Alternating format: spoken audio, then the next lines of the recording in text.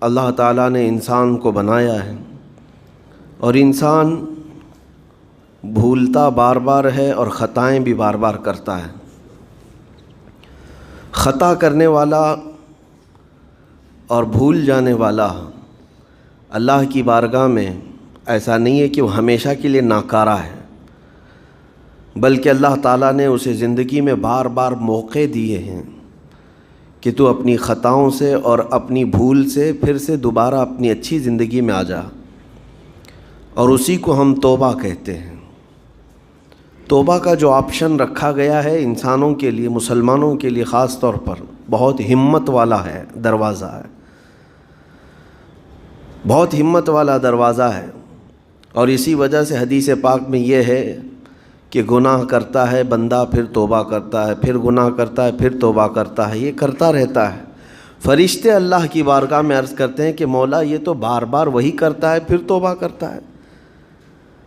اگر ہمارے ساتھ کوئی غلطی ایک بار دو بار کر دے، تیسری بار تو ہم اسے چھوڑیں گے بھی نہیں۔ انسانوں کی طبیعت تو یہی ہے۔ لیکن بندہ جب بار بار ایک خطا کرتا ہے اور پھر توبہ کرتا ہے، پھر خطا پھر توبہ، تو فرشتے جب اللہ کی بارگاہ میں یہ عرض کرتے ہیں کہ مولا یہ ہر بار یہی کرتا ہے، تو جانتے ہیں پروردگار عالم کیا فرماتا ہے؟ ارشاد فرماتا ہے، اے میرے فرشتوں، میرا بندہ مجھے رحمان سمجھتا ہے، اس لیے بار بار توبہ کرتا ہے، مجھے وہ ارحم الراحمین سمجھتا ہے، ورنہ کون بار بار اللہ تبارک و تعالیٰ کی بارگاہ میں دروازہ کھٹکھٹاتا۔ تو رب تبارک و تعالیٰ ارحم الراحمین ہے، یہ تصور ہر مسلمان کے ذہن میں ہے، اس کی وجہ سے وہ کبھی مایوس نہیں ہوتا۔ اور شیطان کا سب سے بڑا حربہ کیا ہے جانتے ہیں آپ؟ سب سے بڑا بہکانے کا اور گمراہ کرنے کا اور ہمیشہ گناہوں میں ملوث رکھنے کا سب سے بڑا آلہ، کہ بندے کو سب سے پہلے نا امید کرتا ہے، اب تیرا کیا ہوگا، تو تو بہت برباد ہو چکا ہے۔ یہ جو خیال شیطان ڈالتا ہے دل میں، اس کے بعد پھر وہ بندہ جری ہو جاتا ہے، اب میرے توبہ سے بھی کچھ ہونے والا نہیں ہے، جو جس طرح زندگی چل رہی چلنے دو، ارے 50 سال ہو گئے اب تک میں یہی کرتا رہا، اب کیا سدھروں۔ یہ جو خیالات ہے یہ شیطان ڈالتا ہے تاکہ اس کی کفر پر موت ہو جائے، تاکہ وہ ہمیشہ گناہوں کی موت مرے۔ نا امیدی جو ڈالتا ہے شیطان، اب میرے ساتھ کچھ ہونا نہیں ہے۔ نہیں میرے عزیزو، رحمت عالم صلی اللہ تعالیٰ علیہ وسلم کی بارگاہ میں کیسے کیسے لوگ آئے اور ارحم الراحمین نے ان کی توبہ قبول کی۔ آپ کو ایک بات میں بتاؤں، سیدنا عمر ابن خطاب رضی اللہ تعالیٰ عنہ کا دور ہے۔ مثنوی شریف میں مولانا روم فرماتے ہیں، جنت البقیع آپ نے سنا ہوگا، قبرستان مدینے کا، مدینے کے قبرستان میں رات کے وقت ایک بوڑھا آدمی 80 سال کا جو بانسری بجاتا تھا اور اسی سے پیسہ کماتا تھا، اس کی بانسری میں بڑی اچھی لے تھی، بڑی سر اچھی تھی، لوگ سنتے تھے اور پیسے دیتے تھے، لیکن بڑھاپے میں جب سانس پھولنے لگ جاتی ہے، ہانپنے لگ جاتا ہے، سانس نہیں ٹھہرتی، تو بانسری کیسے بجتی؟ اس کی لے ٹوٹ جاتی، لہجے بدل جاتے۔ بوڑھا آدمی، اب اس کی بانسری سننے کو کوئی آتا نہیں تھا اور پیسے ملتے نہیں تھے، تھک ہار کر کے وہ آیا، رات کا وقت تھا، جنت البقیع قبرستان میں، 80 سال کی عمر کا ہو گیا ہے، اس نے بانسری توڑ دی، کہا زندگی بھر جس چیز سے میں کماتا تھا اب میری سانسوں نے جواب دے دیا، جسم پھولنے لگا ہے، سانس زیادہ آنے لگ گئی ہے، اب میرا کھانا پینا کیسا چلے گا؟ خیر ارحم الراحمین، ہوں تو تیرا ہی بندہ، میرے اہل و عیال نہیں، میرے رشتہ دار نہیں، مجھے اگر تو بھوکا مارنا ہے تو اسی قبرستان میں مار دے، یا اگر میری زندگی باقی ہے تو میرے رزق کا انتظام کر دے۔ وہ رو رہا تھا 80 سال کی عمر میں۔ جب بندہ لاچار و مجبور ہوتا ہے تو پروردگار کو ہی یاد کرتا ہے۔ جانتے ہیں عمر ابن خطاب رضی اللہ تعالیٰ عنہ امیر المومنین مسجد نبوی میں تھے اور ان کی آنکھ لگی تھی، خواب میں رسول پاک صلی اللہ تعالیٰ علیہ وسلم تشریف لائے، کہا عمر اللہ کا حکم ہے جنت البقیع میں جاؤ، ایک بھوکا آدمی کھڑا ہے، اپنے گھر سے کھانا لے جاؤ اور اس کی ضرورت کا انتظام کرو۔ نیند کھلی تو آپ نے دیکھا اللہ کے حبیب صلی اللہ علیہ وسلم کی طرف سے حکم آیا اور رب ذوالجلال کا حکم ہے. گھر سے عمدہ کھانا لیا تو شادان لے کر کے کچھ مال و متاع بھی لے کر قبرستان میں گئے. ڈھونڈا کون ہے یہاں پر, تو دیکھا کہ ایک ہانپتا کانپتا ہوا 80 سال کا بوڑھا روتا ہوا نظر آیا. امیر المومنین اپنے ہاتھ میں توشادان لے کر اس کے قریب گئے. کہا تو بھوکا ہے؟ کہا ہاں بھوکا ہوں. بیٹھ چل میں تجھے کھلاتا ہوں. دسترخوان بچھا کر اسے اپنے ہاتھوں سے کھلایا اور اسے اپنی ضرورت کے مطابق جو ضروریات تھیں اس کی ضرورت کے مطابق وہ ساری چیزیں دی. وہ بوڑھا پوچھتا ہے آپ کون ہیں؟ حضرت عمر فاروق نے کہا میں عمر ابن خطاب ہوں. وہ ڈر گیا. حضرت عمر سے کون نہیں ڈرتا تھا کہ کہیں یہ کھلا پلا کر کے مجھے کوڑے نہ ماریں کہ زندگی بھر بانسری بجانے والا آج پکڑا گیا ہے, ہاں آج مجھے یہ سزا نہ دے دے. وہ کانپنے لگا. کہا کہ آپ یہاں کیسے؟ حضرت امیر المومنین کہتے ہیں میں خود نہیں آیا, مجھے اللہ کے رسول نے بھیجا اور رب تبارک و تعالیٰ کا حکم آیا تھا کہ تو بھوکا ہے اور تو نے رزق مانگا ہے اور مجھے تیرے رزق دے کر کے بھیجا گیا ہے. وہ چیخ مار کر کے گر پڑا زمین پر اور رونے لگا اپنے ہاتھ پھیلا کر.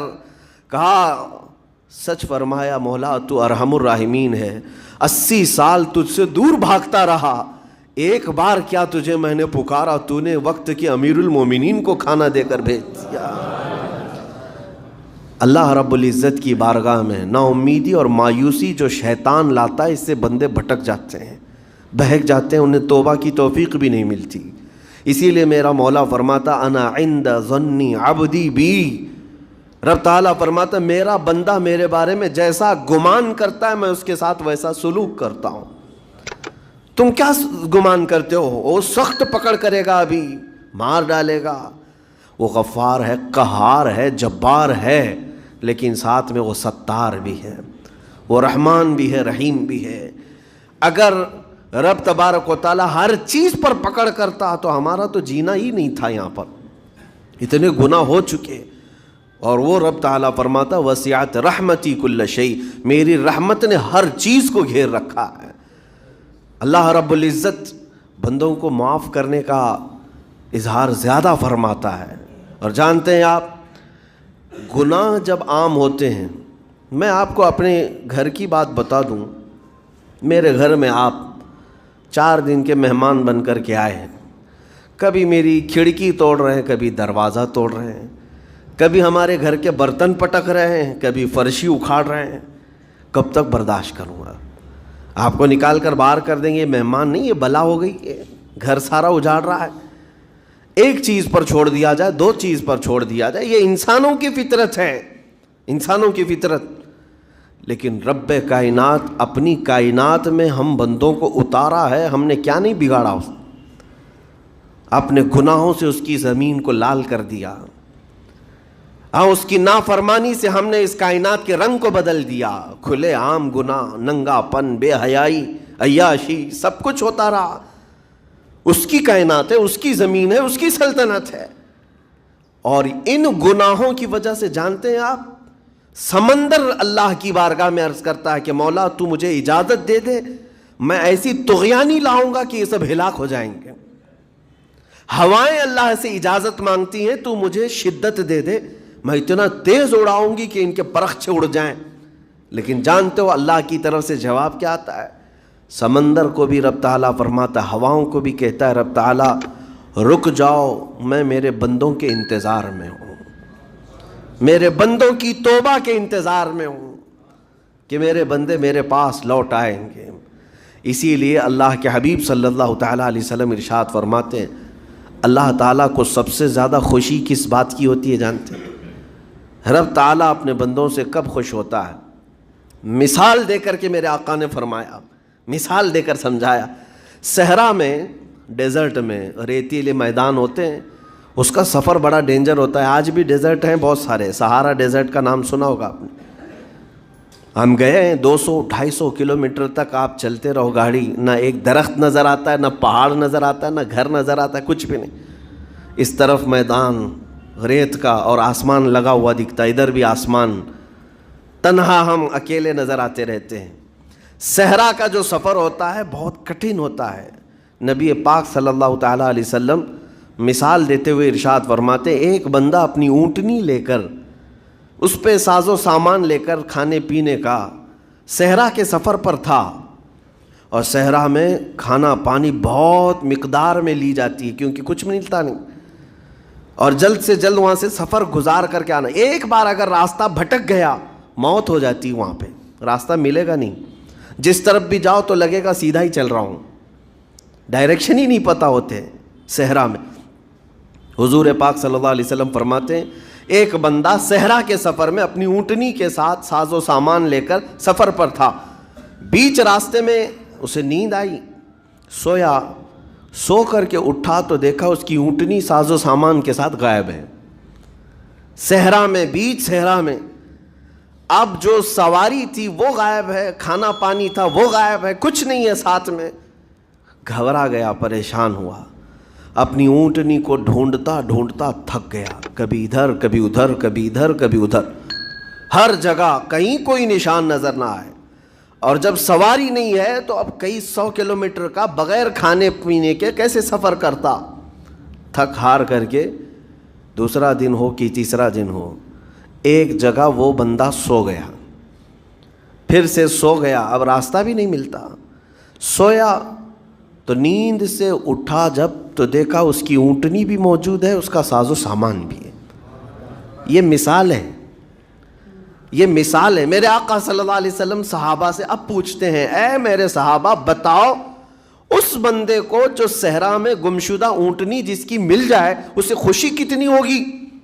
صحابہ کہتے ہیں یا رسول اللہ اس کی تو جان میں جان آ گئی ہوگی، کیونکہ وہ جانتے تھے صحرا کا سفر کیا ہوتا ہے۔ کہا سب سے زیادہ اسے خوشی ہوگی کہ اس کا کھویا ہوا سامان مل گیا، کھوئی ہوئی سواری مل گئی۔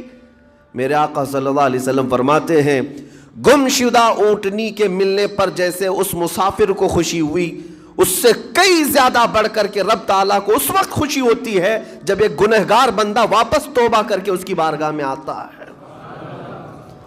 رب تعالیٰ کی بارگاہ میں جب بندہ پلٹ کر کے آتا ہے، رب تعالیٰ فرشتوں پر اس بندے کو دکھا کر رشک کرتا ہے، ارشاد فرماتا ہے میرا بندہ میرے پاس آ گیا، میرا بندہ میرے پاس آ گیا ہے۔